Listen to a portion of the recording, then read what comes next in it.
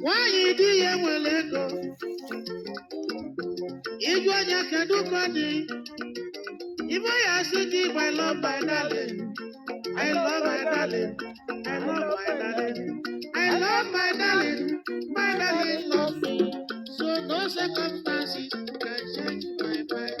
ụbọchị ego ya agụ nwaanyị akwela ya wee na n'ọnya bụ na ndị Awụsa zụgosi kwude ya zọbata ya zọ kwude ya kalimata ya gụ nwaba ha kaba